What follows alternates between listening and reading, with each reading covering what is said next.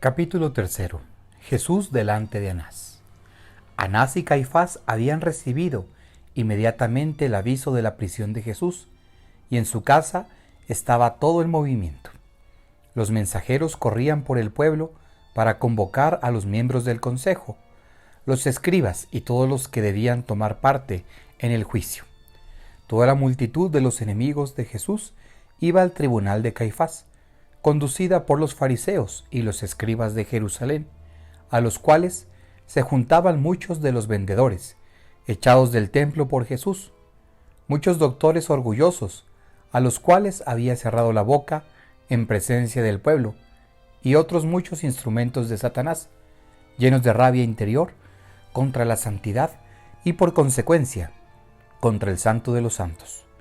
Esta escoria del pueblo judío fue puesta en movimiento y excitada por alguno de los principales enemigos de Jesús, y corría por todas partes al palacio de Caifás para acusar falsamente de todos los crímenes al verdadero Cordero sin mancha, que lleva los pecados del mundo, y para mancharlo con sus obras, que en efecto ha tomado sobre sí y expiado. Mientras esta turba impura se agitaba, mucha gente piadosa y amigos de Jesús, tristes y afligidos, pues no sabían el misterio que se iba a cumplir, andaban errantes acá y allá, escuchaban y gemían. Otras personas bien intencionadas, pero débiles e indecisas, se escandalizaban, caían en tentación y vacilaban en su convicción. El número de los que perseveraba era pequeño. Entonces sucedía lo que hoy sucede. Se quiere ser buen cristiano cuando no se disgusta a los hombres, pero se avergüenza de la cruz cuando el mundo la ve con mal ojo. Sin embargo, hubo muchos cuyo corazón fue movido por la paciencia del Salvador en medio de tantas crueldades, y que se retiraron silenciosos y desmayados. A medianoche, Jesús fue introducido en el palacio de Anás, y lo llevaron a una sala muy grande. Enfrente de la entrada estaba sentado Anás, rodeado de 28 consejeros. Su silla estaba elevada del suelo por algunos escalones.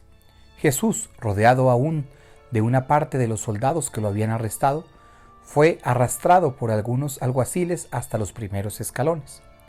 El resto de la sala estaba lleno de soldados, de populacho, de criados de Anás, de falsos testigos que fueron después a casa de Caifás. Anás esperaba con impaciencia la llegada del Salvador. Estaba lleno de odio y animado de una alegría cruel. Presidía un tribunal encargado de vigilar la pureza de la doctrina y de acusar delante de los príncipes de los sacerdotes a los que la infringían.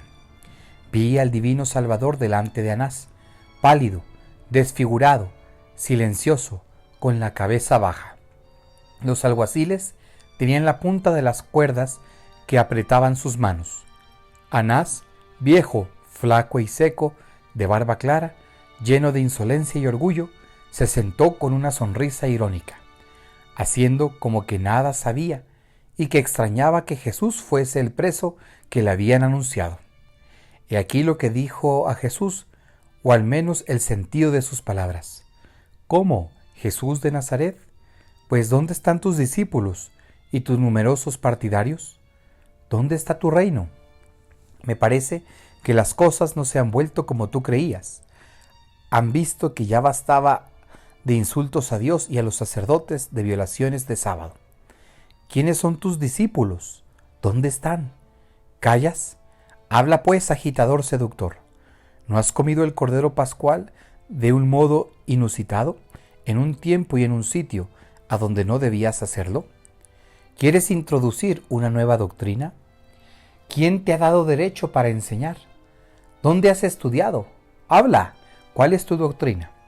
Entonces Jesús levantó su cabeza cansada, miró a Anás y dijo: He hablado en público delante de todo el mundo.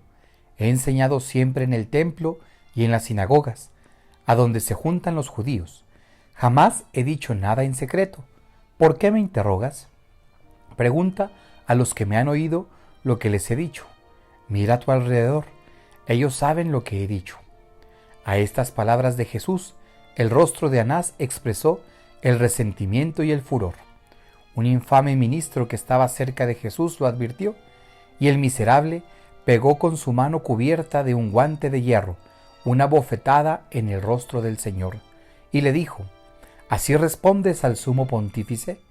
Jesús, empujado por la violencia del golpe, cayó de un lado sobre los escalones, y la sangre corrió por su cara. La sala se llenó de murmullos, de risotadas y de ultrajes. Levantaron a Jesús maltratándolo, y el Señor les dijo tranquilamente: Si he hablado mal, dime en qué, pero si he hablado bien, ¿por qué me pegas? Exasperado Anás por la tranquilidad de Jesús, mandó a todos los que estaban presentes que dijeran lo que habían oído decir.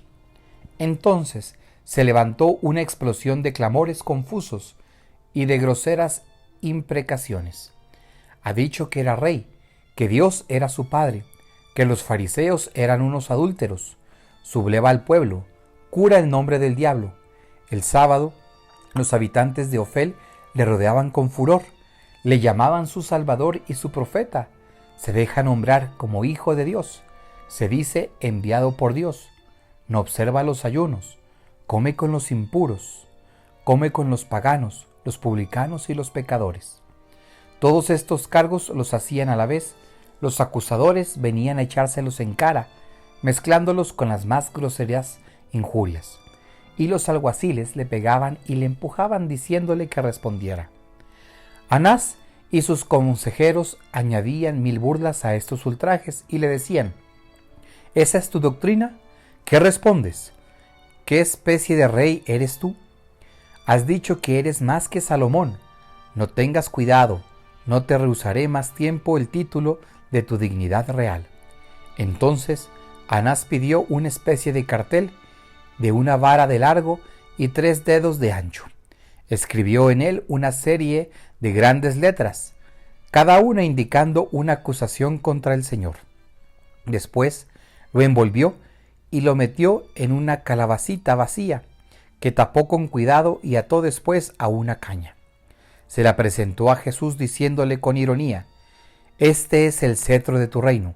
Ahí están reunidos tus títulos, tus dignidades y tus derechos. Llévalos al sumo sacerdote para que conozca tu misión y te trate según tu dignidad. Que te aten las manos a ese rey y que lo lleven delante del sumo sacerdote. Ataron de nuevo las manos a Jesús, sujetaron también con ello el simulacro del cetro que contenía las acusaciones de Anás, y condujeron a Jesús a casa de Caifás, en medio de risa, de las injurias y de los malos tratamientos de la multitud. La casa de Anás estaría a 300 pasos de la de Caifás.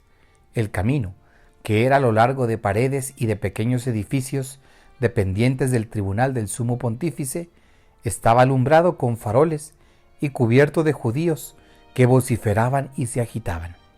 Los soldados podían apenas abrir por medio de la multitud. Los que habían ultrajado a Jesús en casa de Anás repetían sus ultrajes delante del pueblo, y el Salvador fue injuriado y maltratado todo el camino. Vi hombres armados rechazar algunos grupos que parecían comparecer al Señor, dar dinero a los que se distinguían por su brutalidad con Jesús y dejarlos entrar en el patio de Caifás.